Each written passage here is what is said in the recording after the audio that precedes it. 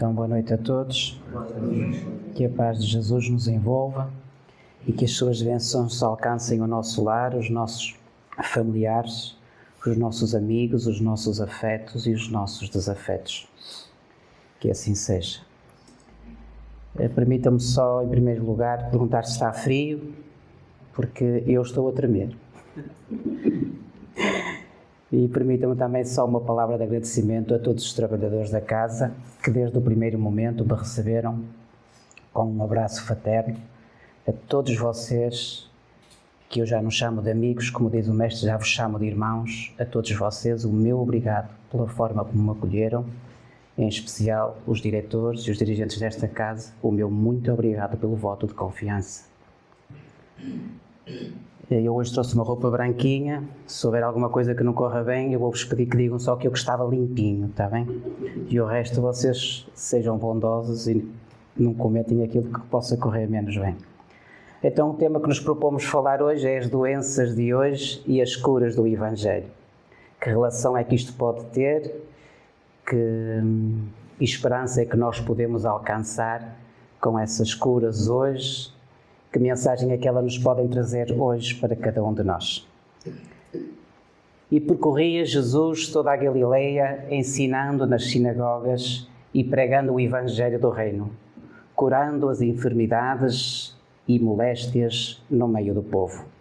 Segundo os relatos históricos e os evangelistas na mensagem da Boa Nova, existem aproximadamente cerca de 35 curas ou manifestações de cura em que o sublime peregrino de Nazaré mostrou ou quis nos ensinar algo e que tem deixado um certo clima de estudo e de questionamento, porque terá Jesus curado tantas pessoas, com que finalidade?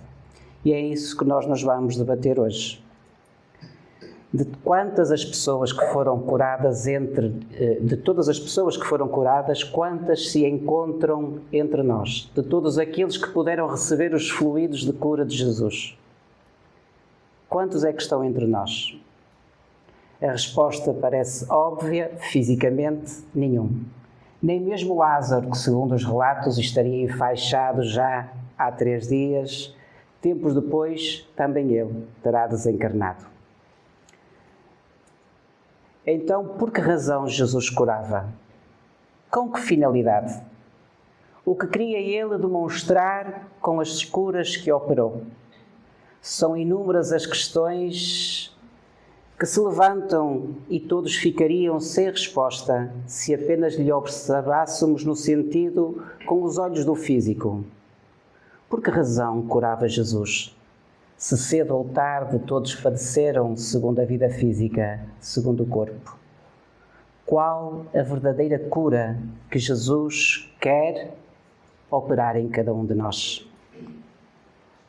A palavra saúde tem a sua raiz etimológica, a sua origem num termo salus, que no latino provém ou designa aquilo que se chama o atributo principal.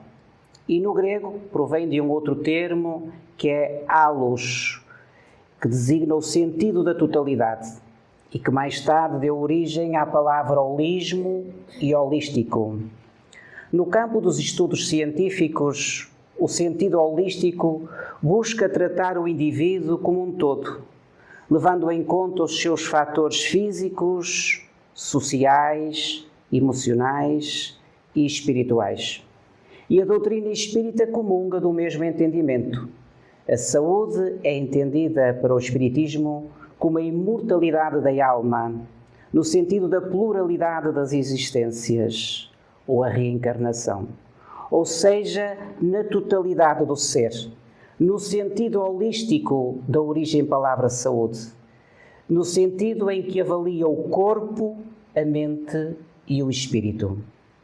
Atendendo que o espírito, e a origem da palavra assim o diz, é o elemento principal do ser como um todo, não há um efeito sem uma causa. E logo concluímos que a razão de muitas doenças reside no próprio espírito. E a esta altura já podemos responder à questão principal. Qual a cura, qual a verdadeira cura que Jesus queria operar e quer operar em cada um de nós? A cura do Espírito. Assim sendo, as curas de Jesus transcendem os limites do corpo físico, alcançando o Espírito que é imortal. Se é certo que muitos daqueles que foram fisicamente curados por Jesus adoeceram e desencarnaram, Jesus volta a sua atenção para o Espírito e logo podemos adivinhar-lhe a intenção de reajustar o corpo físico onde reside o efeito, para restaurar ou restabelecer o físico onde está a verdadeira causa. Porque Jesus não veio para o que era de César, e César representava aquilo que era do mundo. Jesus não veio para o corpo. Jesus veio para a dimensão do Espírito. Mas um olhar mais atento e mais demorado, concluímos que entre cegos, leprosos, surdos, paralíticos, endemoniados, e aqui vou pedir licença para abrir um parêntese, porque endemoniados, àquela altura, eram entendidos todas aquelas pessoas que saíam fora do padrão comum, que o seu comportamento era mais extravagante, como por exemplo a mediunidade. Então eram todos taxados, fosse a esquizofrenia, o síndrome de pânico, as crises de ansiedade. Qualquer pessoa, qualquer que saísse do padrão comum, era chamado de endemoniado. E então, entre todas essas curas que Jesus operou, entre cegos, leprosos, surdos, paralíticos e os tidos por endemoniados, todas essas curas tinham um facto em comum. Havia algo em comum. Em momento algum, Jesus afirmou ter curado alguém. E se eu estivesse num ambiente católico, já estava aqui a chover alguns ovos. Mas em momento algum, Jesus afirmou ter curado alguém. E precisamente o contrário. Se não em todas e em outras deixa subentendido, Jesus afirmou: a tua fé te salvou. E este é um ponto que realmente vale a pena nós pensarmos e refletirmos. Porque com esta afirmativa, a tua fé te curou, Jesus devolve-nos a responsabilidade da cura que todos temos procurado fora de nós. E mais ainda, que o resultado dessa busca depende do nosso esforço, do nosso acreditar, depende da nossa fé. E ter fé dá trabalho e requer esforço. Mas é tão maravilhoso que Jesus estende o seu pensamento e faz-nos uma prescrição terapêutica. Vai e não tornes a pecar. A tua fé te salvou. Vai e não tornes a pecar. Eis aqui a ação medicamentosa que Jesus estende a todos nós. E pecar, segundo a origem da palavra, é todo aquele que se desvia da rota, que anda fora da trilha ou do caminho. Jesus, na sua missão pela terra, demonstrou que a verdadeira cura não reside apenas na saúde do corpo, mas na renovação da alma, na libertação das nossas imperfeições que nos aprisionam. Razão pela qual, nas suas manifestações de cura, sempre advertia: vai e não tornes a pecar. Podemos concluir assim que todo aquele que já encontrou Jesus já foi por ele curado. E agora tem que aceitar a sua ação medicamentosa. Quando vamos ao médico, ele prescreve e nós logo aviamos a receita e passamos a tomar. E a grande receita que Jesus nos deixou está no seu Evangelho. No livro O Consolador, um livro, portanto, psicografado por Francisco Cândido Xavier, pelo Espírito de Emmanuel, há lá duas questões que vamos abordar que são essenciais neste tema. E uma delas, a questão 95, e isto é no capítulo 15, Ciências Aplicadas, em face dos esforços da medicina, como devemos considerar a saúde? Responde-nos então o Espírito de Emmanuel. Para o homem da terra, a saúde pode significar o equilíbrio perfeito dos órgãos materiais. Para o plano espiritual, todavia, a saúde é a perfeita harmonia da alma, para a obtenção da qual muitas vezes há necessidade da contribuição da preciosa moléstia, da doença e das deficiências, e depois eu adoro esta parte, transitórias da terra. Porque todas elas são transitórias. Na questão 96, todas as moléstias do corpo têm ascendentes espirituais, têm razões espirituais, e o Espírito de Emmanuel responde: as chagas da alma manifestam-se através do envoltório do corpo humano. O corpo doente reflete o panorama interior do espírito enfermo. A assistência farmacêutica do mundo não pode remover as causas transcendentes do caráter mórbido, desviado da conduta dos indivíduos. O remédio eficaz está na ação do próprio espírito enfermiço. Tudo em sintonia com o Evangelho de Jesus.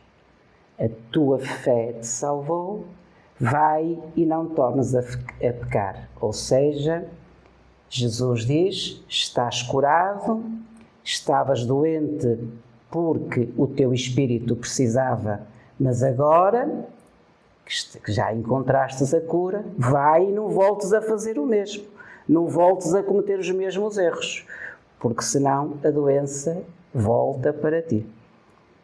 Mas poderão perguntar alguns corações mais céticos: se as enfermidades são de origem espiritual, então é justa a aplicação de medicamentos humanos, as cirurgias, os tratamentos? Então, se nós temos que estar doentes para curar o espírito, então é justo? Responde-nos o Espírito de Emmanuel. O homem deve mobilizar todos os recursos ao seu alcance em favor do seu equilíbrio orgânico. Por muito tempo ainda a humanidade não poderá prescindir da contribuição do clínico, do cirurgião, do farmacêutico, missionários do bem coletivo.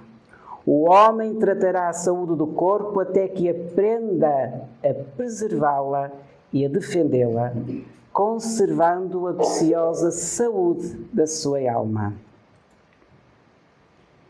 Quando, porém, e esta parte é muito linda, o homem espiritual dominar o homem físico, os elementos medicamentosos da terra estarão transformados em excelência dos recursos psíquicos. Lembrando aqui, a tua fé te curou.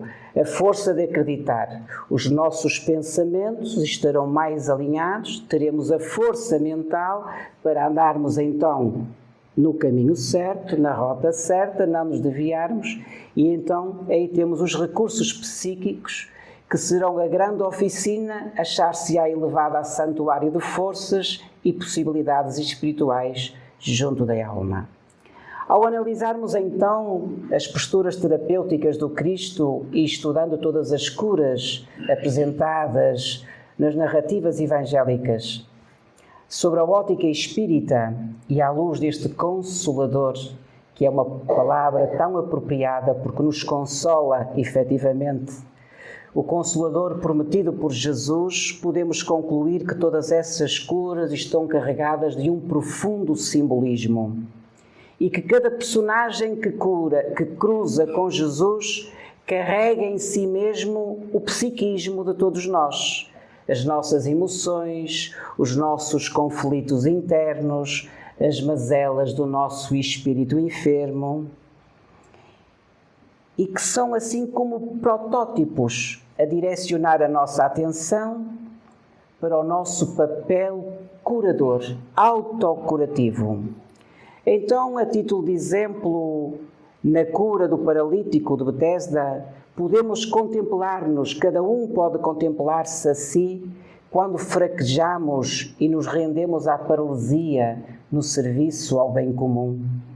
Na cura do cego Bartimeu, encontramos-nos quando ofuscados pela névoa do ressentimento e nos fechamos à harmonia do perdão. Na cura do leproso, revemo-nos quando sobrecarregados de azedume, de queixume, de lamentações, e nos tornamos um fardo pesado para aqueles que estão à nossa volta. Quando surdos, nos identificamos quando cerramos os ouvidos ao coração arrependido que nos pede a harmonia do perdão. Então, todas estas curas que Jesus operou no seu Evangelho representam algo de todos nós. Quando efetivamente nós estamos doentes e nos fechamos em nós próprios e nos recusamos a abrir o nosso coração ao entendimento, à harmonia, à paz, ao perdão, à reconciliação com aqueles que nos são perto e nos são caros tantas vezes e que vivemos às vezes anos a fio de costas voltadas, quando um simples abraço poderia resolver a nossa saúde interna e estabelecer a saúde a quem precisa do nosso abraço e do nosso entendimento. No livro Domínios da Modernidade, André Luiz explica: assim como o corpo físico pode ingerir alimentos venenosos que lhe intoxicam os tecidos, também o organismo perispiritual absorve elementos que lhe degradam com reflexo sobre as células materiais.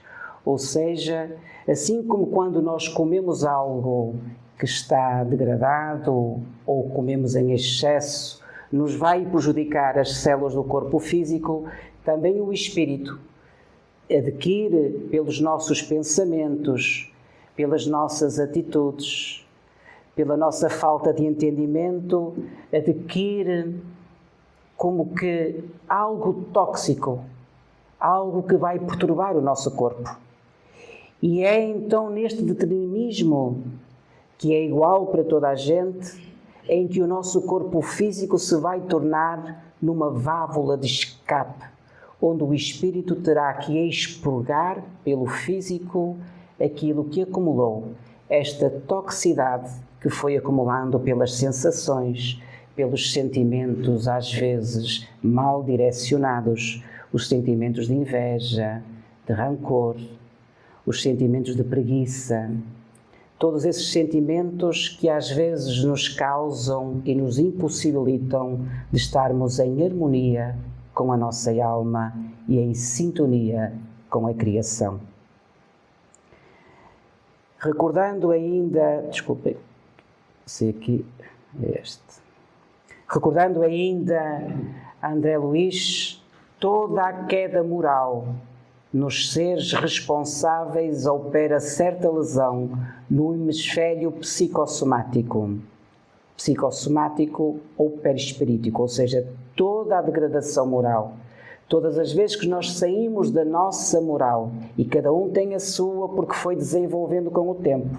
A minha moral não será igual à moral do Jaime, o Jaime tem outros conhecimentos, tem outras aptidões, tem outras experiências e isso deu-lhe a moral dele.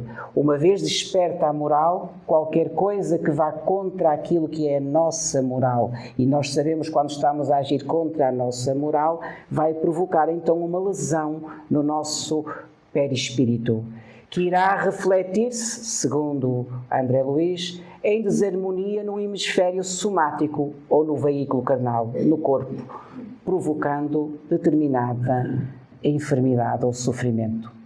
Parece paradoxal, parece contraditório, mas nós adoecemos porque precisamos de nos curarmos.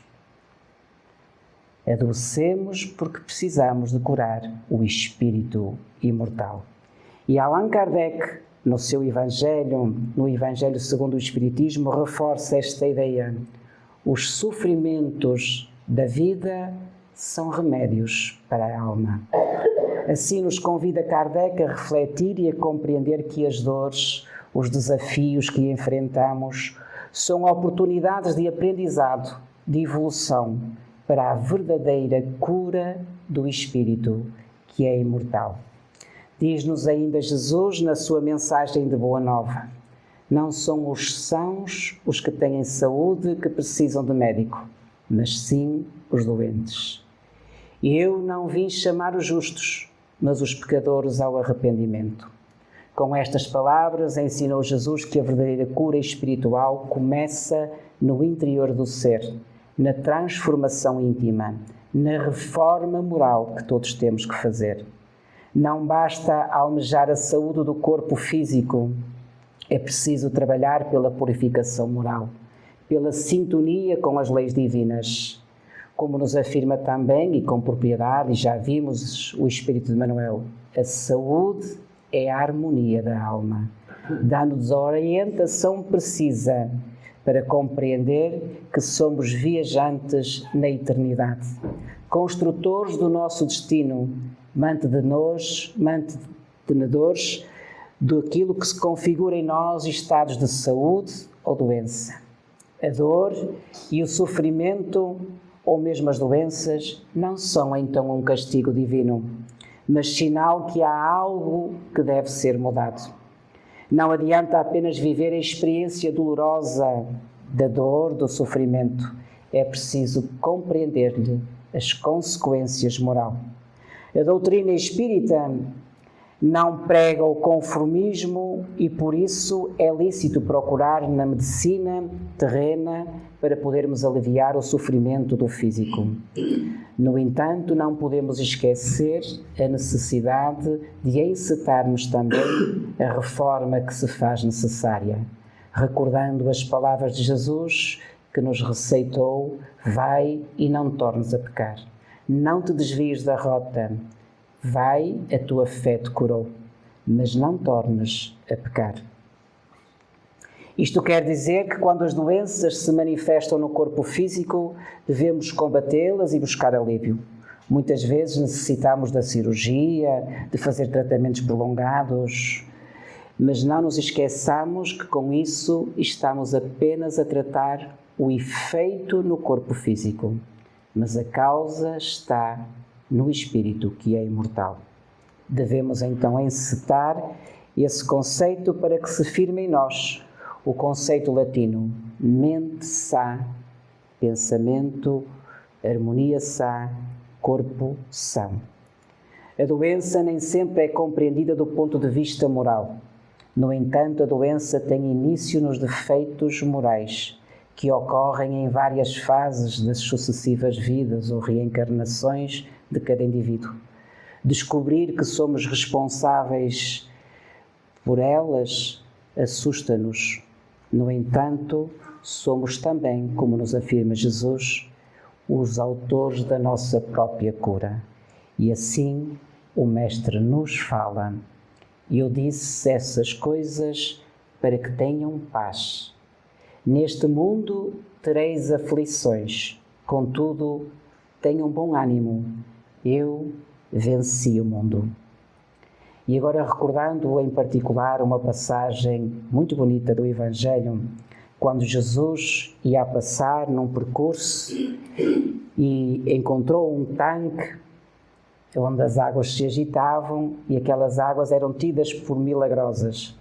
E estava lá um paralítico que tinha sido levado por uma liteira, uma cama, eles chamavam cama, 2 paus e um pano no meio, e ele era transportado nessa coisa. E Jesus perguntou-lhe ao paralítico se ele queria ser curado. E o paralítico, em vez de responder à pergunta de Jesus, apresentou um leque de reclamações, porque ele era paralítico, foi levado para ali, quando as águas se agitavam, todos saltavam para a água, mas ele ficava, ele era paralítico. E então ele estava ali a dizer: ninguém me leva, ninguém me põe na água, quando as águas se agitam. E então ele não era curado. Mas Jesus só lhe perguntou se ele queria ser curado, mas ele apresentou o seu leque de queixume. Ai, dói-me aqui, dói-me ali. É o que a gente costuma fazer, não é? E Jesus então fechou-se no seu silêncio e apenas lhe disse isto: levanta-te, toma a tua cama, a tua liteira, mete-a debaixo do braço e anda. E isto dito a um paralítico, não é? O homem com certeza duvidou, como nós duvidamos algumas vezes. Então, se formos buscar o sentido figurado, Jesus queria simplesmente apresentar ao enfermo um roteiro de cura. Levanta-te, toma a tua cama e anda. Levantar é sair do chão da lamentação e do abatimento. É assumirmos uma nova condição que nasce no desejo de aprender a mensagem que a enfermidade nos trouxe. Tomar a cama é assumir o controlo da doença e não ser controlado por ela. É ter a certeza de ser a personagem mais importante no processo de cura, no processo da própria autocura. Andar é o convite que Jesus nos faz para fazer os necessários avanços, fazer as mudanças necessárias para atingir uma nova fase na nossa evolução. Para nos curar, precisamos muito mais do que médicos, remédios, exames, dietas, cirurgias, terapias, pois o sublime terapeuta, Jesus, já nos prescreveu no seu receito do aro de amor, transcorrendo o seu calvário de dores, jamais deixou de nos amar. E no suplício das suas dores, sempre desculpou quem nunca o amou. Levantou os olhos a Deus, ao Pai, e disse: Pai, perdoa-lhes, porque eles não sabem o que fazem. Quando temos ao nosso lado uma pessoa difícil que nos causa dor, que nos dá sofrimento, que nos promove até às vezes as doenças, porque nos põe os nervos em frágeis, digamos em silêncio e recordemos essas palavras de Jesus: Pai, perdoa-lhes, porque Ele não sabe o que faz. Jesus deixou-nos todas as suas receitas.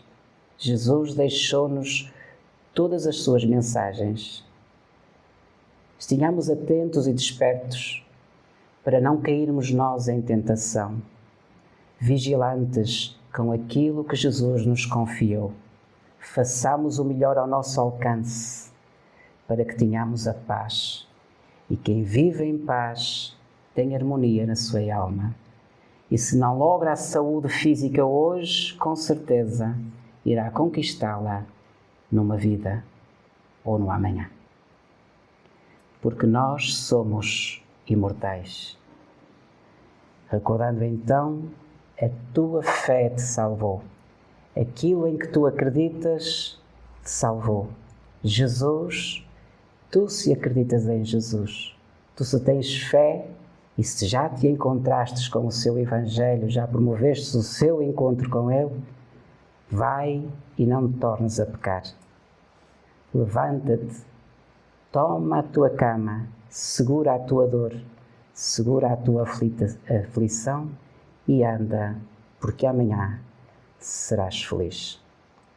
Que Jesus nos inspire, que o exemplo de Jesus nos possa tomar o coração, nos possa encher a nossa alma e que jamais nos esqueçamos, mesmo que a dor nos alcance, mesmo que a doença nos visite, jamais nos esqueçamos de praticar o bem, de cultivar a fé, de promover a caridade, porque Jesus nos disse: conhecereis a verdade e a verdade vos libertará.